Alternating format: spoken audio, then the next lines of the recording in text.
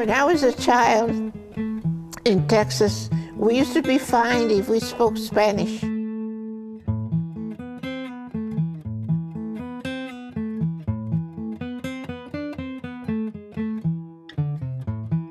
It was very, very racist, and it continued all through my elementary school.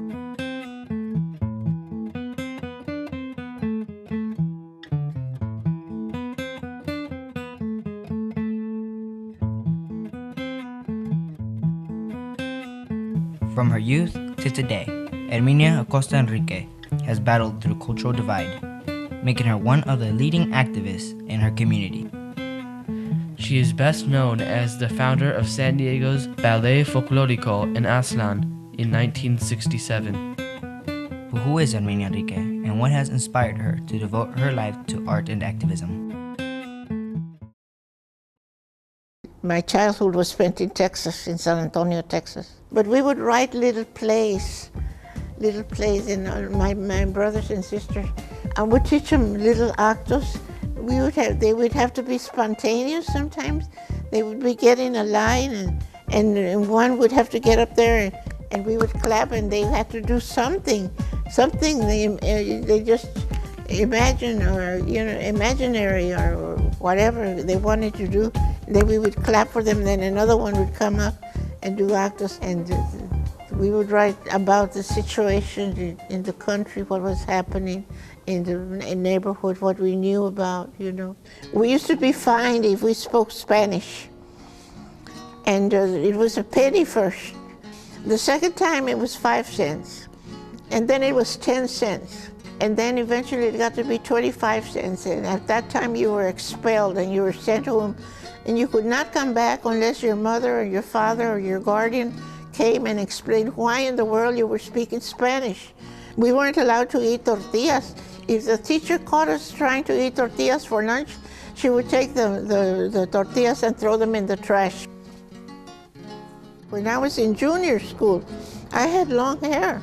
And at school, during the physical education class, when it rained, we went to the cafeteria, and they had long tables, and we would sit, and I was sitting at the end of the table, and 2 of my friends with long hair too were sitting on the right-hand side. I could see my PE teacher coming, and she was coming up in between the tables, and she was joking with the girls, and the girls were laughing, and she came closer and closer, and then she came behind me, and she got my braid, and she pulled my head back like that, and she said, "What are you doing?" And I said, "Well, I'm cutting stuff out for the yearbook."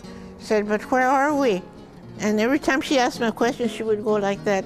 And I said, "We're in the cafeteria." "Why are we in the cafeteria?" "Because it's raining." "Where is it raining?" "It's raining in San Antonio, Texas." "Where is your school?" "It's Washington Irving in San Antonio, Texas." And every time she'd pull my hair back like that, and she said, "So where is San Antonio, Texas?" In Texas." And she said, "Where is Texas?" "In the United States of America." "Right, we're in America. We're not in Mexico. So what are you doing with this long hair?" She said, "You're supposed to have your hair cut." So she asked for my scissors, and she tried to cut them a braid, and it wouldn't, it just jig, and she couldn't cut it. So she asked for more scissors. So by the end of the 3rd scissor, she had gotten a longer scissor, and she cut it, and all the girls were laughing, and she was laughing, and she cut my braid off, and she threw it in the trash.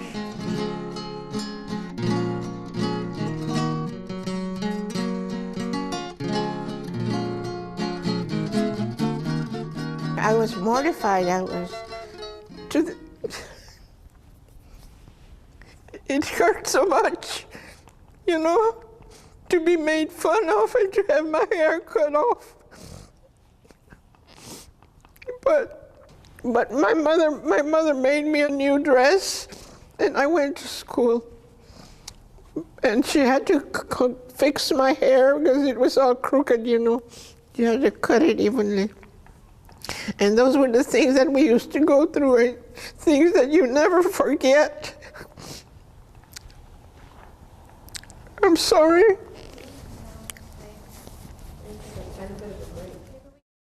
Despite the pressure to conform, Herminia embraced her culture, using Mexican folklore, art, and most importantly, dance, as ways of keeping her culture alive. Herminia moved to San Diego with her husband and 11 children in 1967, at the height of the civil rights movement that was dividing the nation. San Diego itself was engulfed in the Chicano movement, and Herminia rose to the occasion, quickly becoming one of the most influential Mexican-American activists of her time.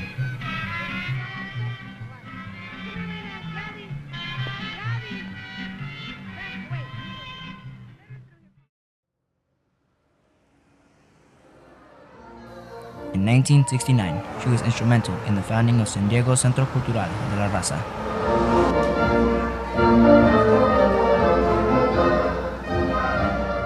We taught them not just how to dance, what the music meant and where the music came from the different regions in Mexico. There are steps that signify historic moments in the Mexican history and the indigenous history.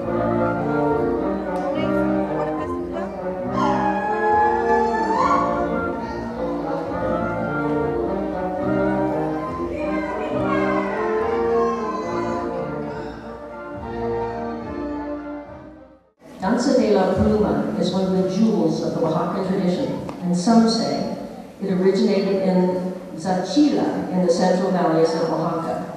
The dance, which represents in part the encounter between Moctezuma and Cortez during the supposed conquest of Mexico by the Spaniards, in reality is much older.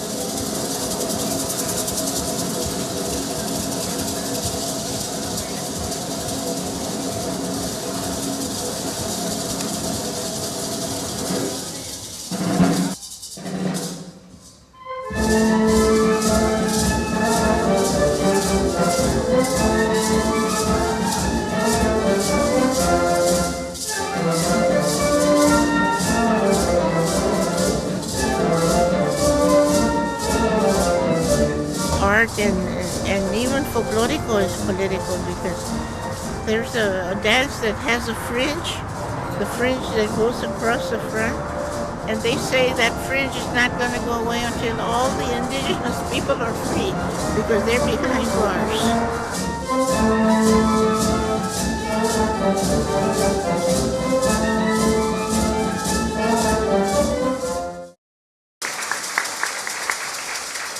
And of course, most of you know that this big Nana also happens to be the daughter of Herminia Enrique, who was the founder of the BFA.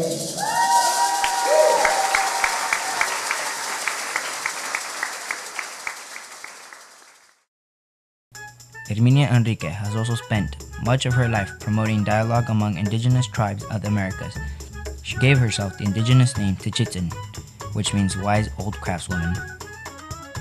Herminia Enrique has not only passed on cultural treasures to generations, but she has helped create a proud identity for thousands of children and adult Chicanas and Chicanos in San Diego for the past 35 years. She has stood unwavering in her advocacy for cultural awareness and community involvement. Oh, get involved, or please get involved. You can't pretend. Once you become aware, you can't pretend that things are not happening. You can't pretend that everything is all right, because it isn't. To this day, it isn't all right. There's two sides to everything. There's the good and there's the bad. There's the way that you can just be light and carefree and not worry, and then there's the way that you can fight injustice.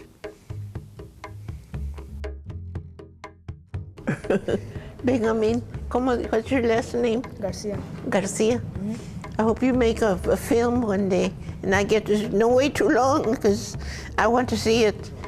A nice film, Okay. you know, Okay. about our people. Okay. Okay.